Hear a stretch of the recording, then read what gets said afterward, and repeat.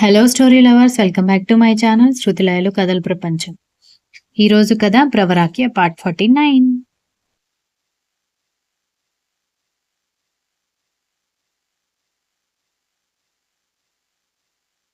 అతని కళ్ళల్లో ప్రేమతో పాటు ఆపేక్ష కూడా కనిపిస్తూ ఉంటే సూటిగా చూడలేక వెంటనే మొహం తిప్పుకునేసరికి బయట ఉరుములు మెరుపులతో భయంకరమైన వాతావరణం ఉంటే ఇద్దరి మధ్య దొరికిన ఏకాంతంతో లోపల ఒక నులివెచ్చని వాతావరణం ఏర్పడేలా చేసింది. తన కోసం అతను కూడా వర్షంలోకి రావడంతో తడిచిపోయిన అతను మాన్లీగా కనిపిస్తూ సిగ్గుతో ఎర్రబడిన బుగ్గలు దాచడం కోసం రెప్పలు వాల్చేసింది సంయుక్త. ఆమె సిగ్గు చూసి అతని పెదవులు చివర ఒక కొంటె నవ్వు నిలబడితే మెల్లగా ఎర్రగా ఉన్న బుగ్గలని ముద్దు పెట్టాడు. సీఎం సార్ ప్లీజ్ అంటూ మొహమాటంగా పక్కకి తిరగబోయింది కానీ మళ్ళీ సిగ్గుతో అతని వైపు తిరిగి అతన్ని హత్తుకుంటే నవ్వుకుంటూ ఇష్టం లేదా నీకు అని గుసగుసగా అడిగాడు. మీ ప్రేమను చూశాక అబద్ధం ఎలా చెప్పగలను, కానీ సిగ్గుగా ఉంది సీఎం సార్ అని ఆమె కూడా అంతే గుసగుసగా చెబుతూ అతని మెడవంపులో మొహం దాచుకుంటే నీకు ఇష్టం లేదని అంటే ఇక్కడితో ఆగిపోదామని దూరం జరిగిపోతున్న అతన్ని దగ్గరికి లాగేసుకుని గట్టిగా హత్తుకుని అతని పెదాలకి ఆమె పెదవులను అందించింది. తెలుపకనే తెలిపిన ఆమె సమ్మతి తీసుకుని మరొకసారి ఆమె అధరాలని అందుకున్నాడు. 6 గంటలకి మెలకువ రావడంతో గబగబా లేచి చీర కట్టుకుని బయటకొచ్చేసరికి అవ్వ తోటలోకొస్తూ కనిపించడంతో గబగబా మళ్ళీ లోపలికెళ్ళి సీఎం సార్ అవ్వొస్తోంది, రెడీ అవ్వండి అని చెప్పింది. వెంటనే బయటకొచ్చేసరికి మీరింకా వెళ్ళలేదా అమ్మాయి అంటూ వచ్చిన అవ్వ ఇద్దరి మొహంలో కనిపిస్తున్న మార్పుని గమనించి ముసిముసిగా నవ్వుతూ పండ్ల తోట పూల పాన్పైపోయిందన్నమాట అంది. ఆవిడికి విషయం అర్థమయ్యేసరికి సంయుక్త సిగ్గుపడుతూ సీఎం సార్ వెనకాల దాక్కుంటే అతను నవ్వుతూ వెళ్ళొస్తాం బామ్మ అని పండ్లకి కాస్త డబ్బులిచ్చేసి సంయుక్తను తీసుకుని వెళ్ళిపోయాడు. దారి పొడుగుతా సంయుక్త ఏమీ మాట్లాడకుండా విండో వైపు మాత్రమే చూస్తూ ఉంటే సగంలో కారాపేశాడు అధర్వ. దాంతో ఉలిక్కిపడి చుట్టూ చూసి ఇల్లు రాకపోవడంతో అతని వైపు చూస్తే ఆమె వైపు సూటిగా చూస్తూ ఎందుకు నన్ను అవాయిడ్ చేస్తున్నావన్నాడు.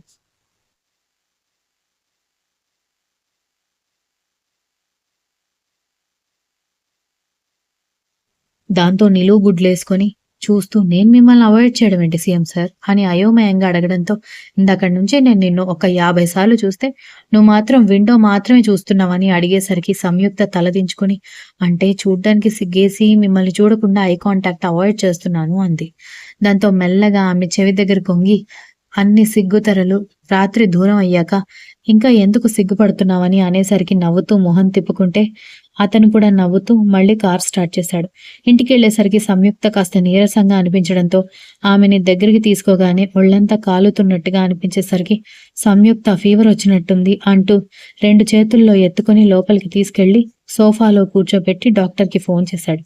డాక్టర్ వచ్చాక జ్వరం చెక్ చేసి ఫీవర్ ఉంది, చలి జ్వరం అనుకుంటా, రాత్రి వర్షంలో ఏమైనా తడిచారా అని అడగడంతో అంటే వర్షంలో తడిచి తర్వాత కాస్త అని అతను చెప్పగా ఆమె మొహం తిప్పేసుకుంది.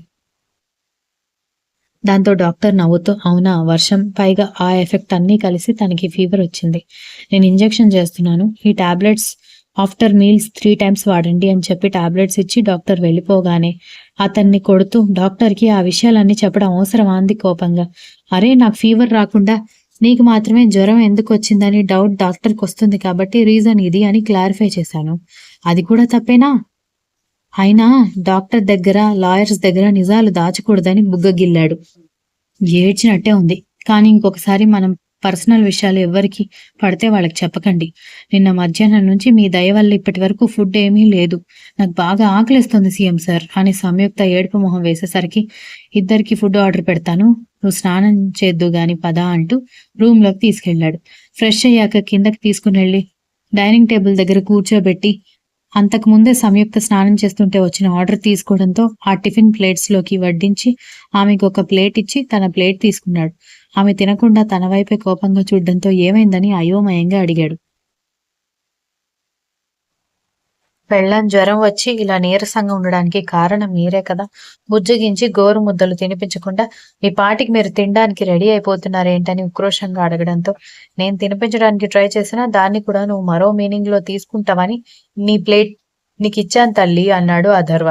అది గదిగో కార్యం అయిపోయేసరికి మీ మాటల్లోనూ చేతల్లోనూ చాలా తేడాలు వచ్చాయి, నేను గమనిస్తూనే ఉన్నాను, నిన్నటి వరకు ప్లీజ్ సంయుక్త, నా మీద దయతలచు సంయుక్త అని నా వెనక తిరిగి ఇప్పుడేమో నా మీద సెటర్లు కౌంటర్లు వేస్తున్నారని కోపంగా మూతి ముడుచుకోవడంతో కోపంగా చూసి ఒక్కసారి ఆమెని 2 చేతుల్లో ఎత్తుకుని ఒడిలో కూర్చోబెట్టుకుని మళ్ళీ చెప్పు అన్నాడు సీరియస్గా.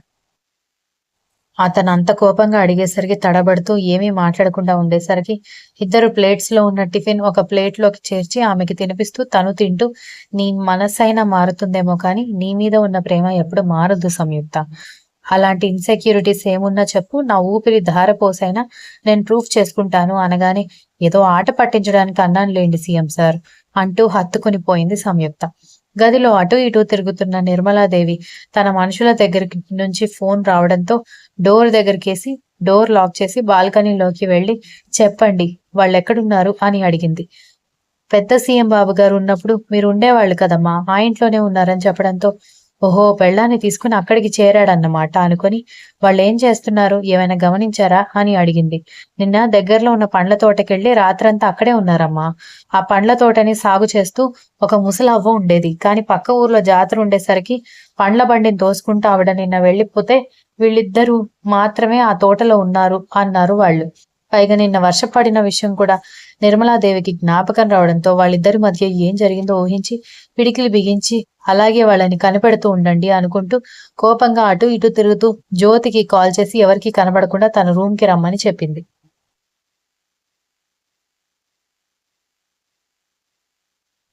10 నిమిషాల్లో జ్యోతి రావడంతో నిర్మలాదేవి తన వైపు తిరిగి చూసేసరికి ఏంటత్తా అంత సీక్రెట్ గా రమ్మన్నావు అంది. ఇప్పుడు మనం సంయుక్తని ఏం చేయాలన్నా మన రహస్య మీటింగ్ రహస్యంగానే ఉంచాలి అంది నిర్మలాదేవి. ఇప్పుడు అంత రహస్యంగా మనం దేని గురించి మాట్లాడుకోబోతున్నాం అత్తయ్య అన్న జ్యోతికి జరిగిన విషయం మొత్తం చెప్పడంతో జ్యోతి ఏడుపు మొహం వేసి ఏంటి వాడు దాంతో కమిట్ అయిపోయాడా, అదే బావ దాంతో కమిట్ అయిపోయాడా, ఇక నా వైపు ఏం వస్తాడని జ్యోతి ఏడ్చేసరికి ఏడ్చావనుకో గూబ గుయ్యమంటుందని తిట్టి వాడు దాంతో ఉన్నా లేకపోయినా వాడిని పెళ్లి చేసుకోవాల్సింది నువ్వే, వాడిని విడదీయడానికి మనకి ఏదైనా వాళ్ళ వీక్నెస్ కావాలని అంది నిర్మలాదేవి. బావ వీక్నెస్ సంయుక్త వీక్నెస్ బావ, ఇంతకంటే ఇంకేముంటాయని అంటున్న జ్యోతి తల మీద ఒక్కటేసి పౌర్ణమి లేనప్పుడు చూసి వాళ్ళ రూమ్ మొత్తం వెతకాలి అన్న ఐడియా నీకు రాలేదా అనగానే జ్యోతి అప్పుడు కళ్ళు పెద్దవి చేసింది.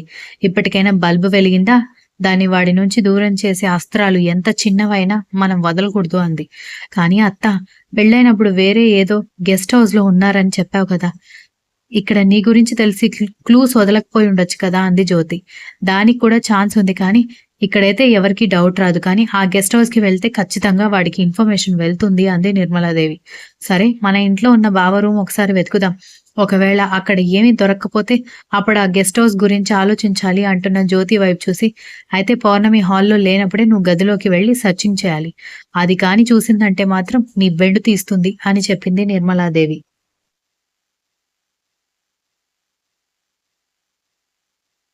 నా వెనకాల ఉన్నది నువ్వే అని తెలిస్తే నీ బెండు కూడా తీస్తుందత్తా అన్న జ్యోతిని కోపంగా కొట్టబోయే టైంకి దెబ్బకి రూమ్లో నుంచి పారిపోయింది. అసలు ఈ తింగరి దాన్ని నమ్మడానికి లేదు కానీ నాకు వేరే మార్గం లేక దీనికి పని అప్పచెప్పాల్సి వస్తుందని అనుకుంటూ అసహనంగా అటు ఇటు తిరిగితే బయటకొచ్చిన జ్యోతి ఇల్లంతా గమనించింది. పౌర్ణమి జాడ ఎక్కడ కనిపించకపోవడంతో లేదేమో అనుకుని కిందకొచ్చి పని మనిషిని పిలిచి మా వదిన ఎక్కడుంది అని అడిగింది.